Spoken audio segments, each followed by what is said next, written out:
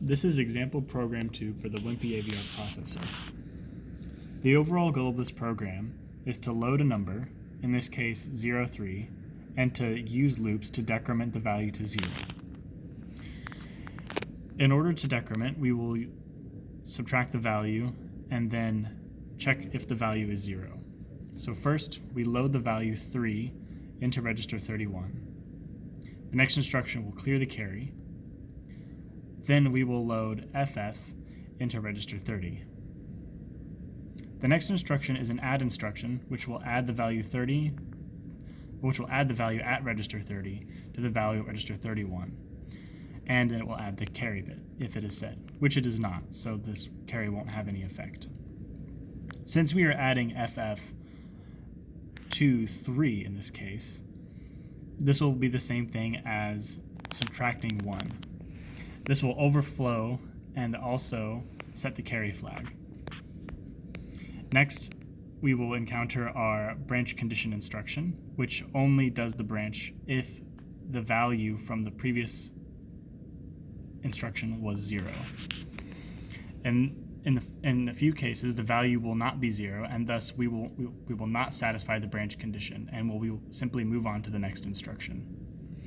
The next instruction is a relative jump to the here flag, which is at address 1 in program memory.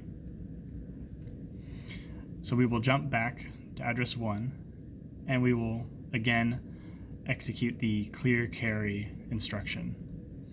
This will clear the carry. Then we will proceed to load FF into register 30.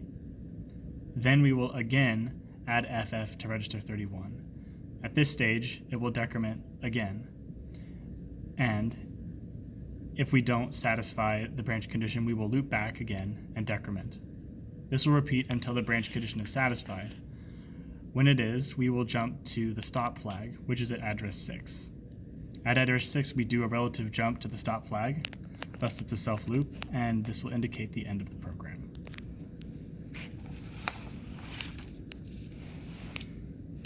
First, we'll reset the processor. All right. With the processor reset, the processor is in the idle state. The processor is also in manual clock mode, indicated by switch 16 and 15. Since they are both 0, we are in manual clock mode, and thus the clock will be provided by key 0. To start, we will switch switch 17 high. This is the master switch, and the master switch is on. It's indicated by this LED. Next, we will hit key 0 in order to enter the build state.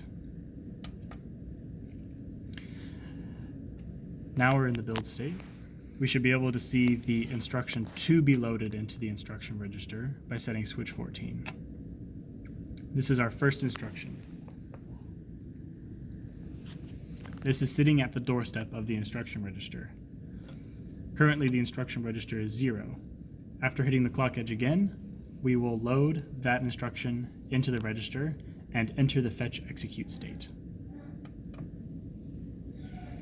Fetch execute is indicated by these two LEDs, and we can see that the instruction has been loaded in, and that our program counter is now pointing at the next instruction. The next instruction can again be seen by setting switch 14 high. This is our clear carry instruction. Currently, we are going to execute the load instruction. We can look at the value to be loaded by setting switch 13. The value to be loaded is 3. It was set to be loaded in register 31. We can look at register 31 on this display by setting switch 13 and setting switches 4 through 0 to the value of the register. In this case, it is 31.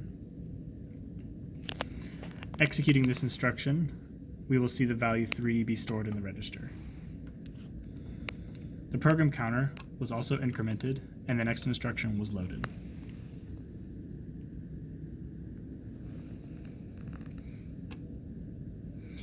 This instruction will clear the carry. However, the carry is already cleared, so this instruction will not affect. This instruction also addresses a particular register, which then its value will be loaded into the register again. The processor was designed to self-loop these values, so the value that it is pointing at will just load its previous value, thus not updating any data in the register file.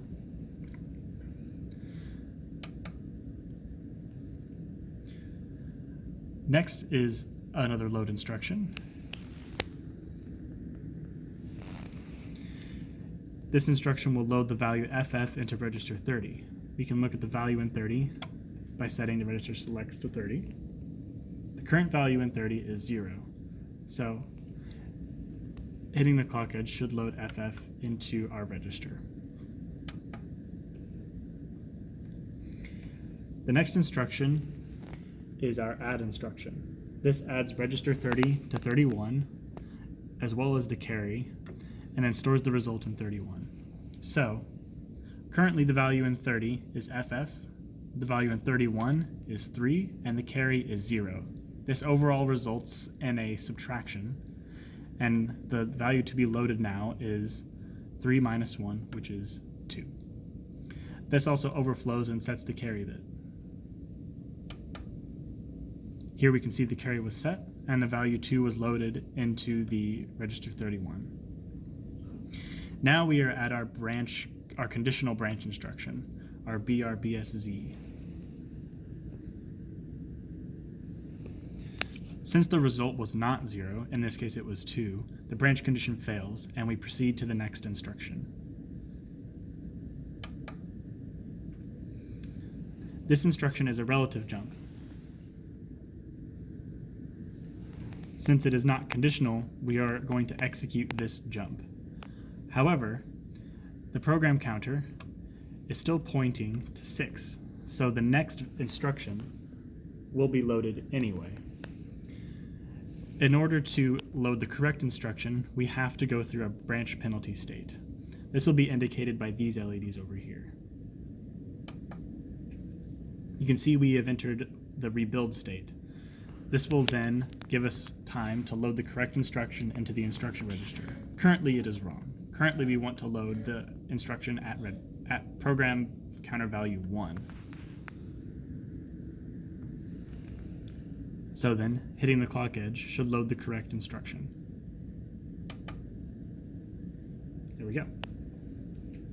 This is our clear carry instruction. So, hitting the clock edge should clear the carry bit. And also, since this is not operating on the register file, it will again self-loop register data, thus not changing the register file. We can see the carry was cleared, and now we are at our load instruction. This is again loading the value FF into register 30. Though register 30 is already FF, so this instruction will not change any value in the register file. Now we are at our add instruction again. This overall will decrement the value in register 31. Currently the value is 2, so we should see that it goes down to 1 because we added FF. This will again overflow and set the carry. We can see the carry was set and the resulting value is 1. We are again at our conditional branch instruction, which then fails because the value was not 0. So we will proceed to the next instruction.